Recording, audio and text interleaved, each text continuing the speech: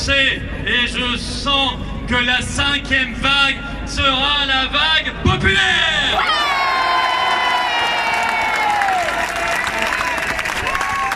La France se réveille. Voyez-vous ici, voyez-vous là, vous montrez le meilleur visage de vous-même. Voyez dans toutes les communes de France ces millions de Français qui marchent fiers pour leur pays, pour leur liberté.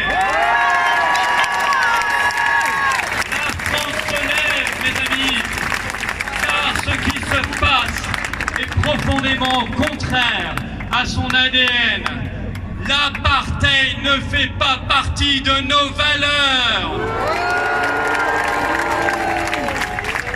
Oui, peuple de France, nous sommes choqués quand nous entendons un conseiller ministériel souhaiter, je cite, une vie de merde aux non-vaccinés.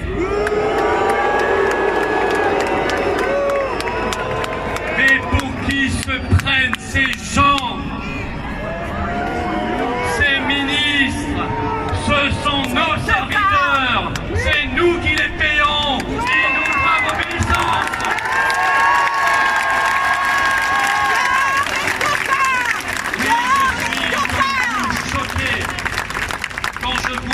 Président de la République afficher son visage de folie, de brutalité, de psychopathie, alors qu'on attendrait un peu de fraternité, de compassion et d'empathie. Il n'en a pas parce qu'il n'aime pas la France. Il n'aime pas le peuple. Il n'aime pas le peuple. Oui, je suis choqué quand, à l'Assemblée, M. Véran nous explique qu'il n'y aura pas de passe sanitaire ni pour l'Assemblée nationale, ni pour le Sénat. Quand je vois qu'ils ont refusé de voter la suppression du passe sanitaire à l'entrée des bureaux de vote, amendement présenté par Joachim Son-Forget, ils ont refusé, ils veulent contrôler qui aura le droit demain de voter. Oui, qui aura le droit de vivre bientôt, qui aura le droit de vivre. Ce qui se passe actuellement à l'Assemblée et au Sénat, c'est un effondrement de ce qui restait encore de démocratie dans notre pays, c'est-à-dire plus grand-chose. C'est la tyrannie qui s'installe. C'est la tyrannie des petits marquis du covidisme. C'est la tyrannie des VRP de Pfizer, probablement achetés et corrompus. C'est la tyrannie des ennemis de la liberté. C'est la tyrannie de ceux qui ont déclaré la guerre au peuple de France. Macron veut la guerre. Macron dit qu'il est en guerre. Eh bien, Macron aura la guerre.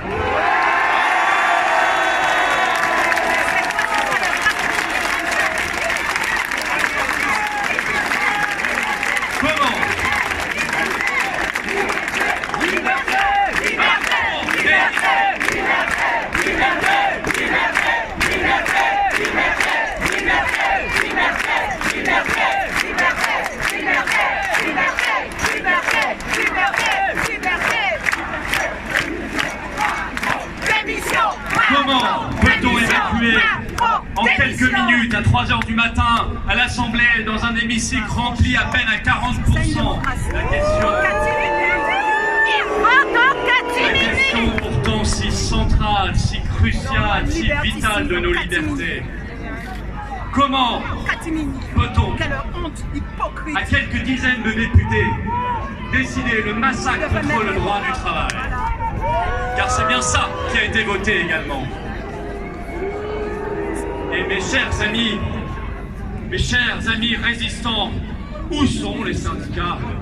Où sont les syndicats? Où sont les syndicats? Ce sont les traîtres! Ils trahissent les travailleurs! Ils trahissent le peuple de France! Enlevez-vous ça, une bonne fois pour toutes de la tête. Une politique de restriction de liberté, ça n'est pas une politique sanitaire. les confinements, les couvre-feux, les fermetures, les passes sanitaires et toutes les autres cochonneries, ça n'a rien à voir avec une politique sanitaire.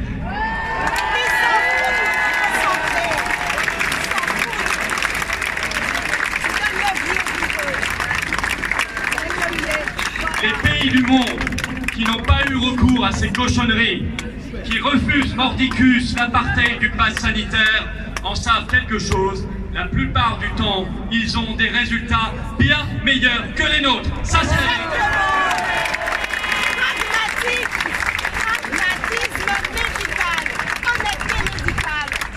Une politique sanitaire, mes chers amis, c'est d'arrêter de fermer des lits à l'hôpital comme M. Véran continue de le faire en ce moment.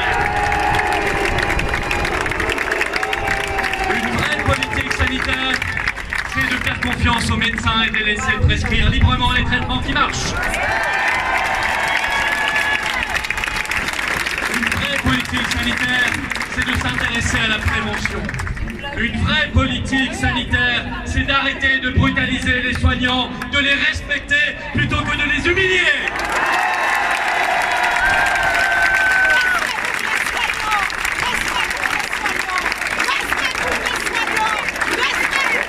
Regardez le Royaume-Uni, mes chers amis. Regardez ce qu'a fait le Premier ministre britannique le 19 juillet dernier. Il a dit « ça suffit ». Maintenant, nous allons prendre la seule décision raisonnable. Nous allons mettre fin à cette folie. Nous allons tout rouvrir tout de suite en mode normal. Nous allons rendre au peuple toutes ses libertés sans exception. Regardez la Suisse qui va voter par référendum sur la loi Covid et le passeport sanitaire. Et regardez, mes chers amis, l'intérêt d'être un peuple libre, l'intérêt d'être un peuple souverain, non pas prisonnier de cette oligarchie que représente l'Union européenne.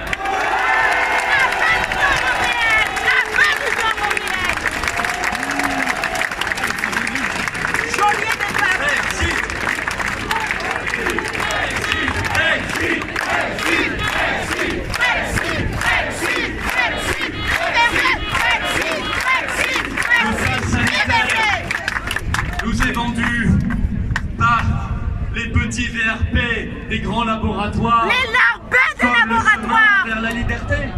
Larbins des laboratoires. Un pas vers la liberté. C'est pas les VRP, c'est les larbins. Non. C'est un pas supplémentaire vers la tyrannie. Le pass sanitaire, c'est l'entrée directe vers l'enfer. 1984. Ce pass sanitaire. C'est un chemin vers une montagne d'incompréhension, de dépression, de suicide parce qu'il faut appeler les choses par leur nom, d'isolement. C'est un chemin vers des drames économiques, sociaux, vers des drames personnels et humains. Monsieur Véran, Monsieur Macron, arrêtez de brutaliser votre peuple. Lisez le rapport de la défenseur des droits, il est parfait et il dit le drame que représentera ce pass de la honte.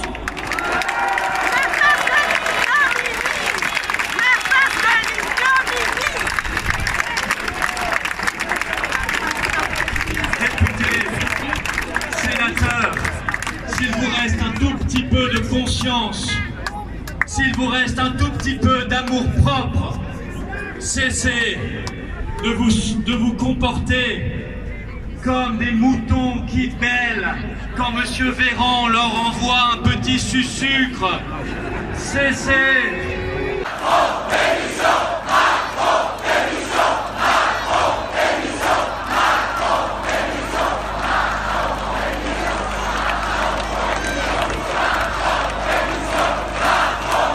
Mon Dieu, qu'est-ce que vous êtes beau quand vous dites ça!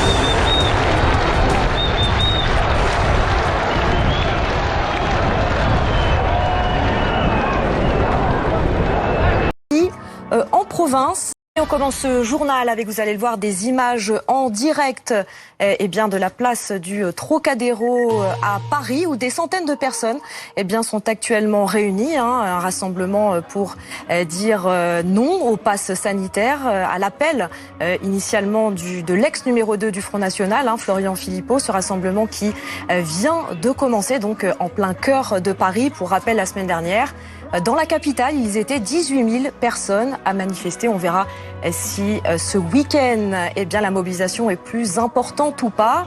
Des rassemblements à Paris, mais aussi en province. Et on commence ce journal avec, vous allez le voir, des images en direct.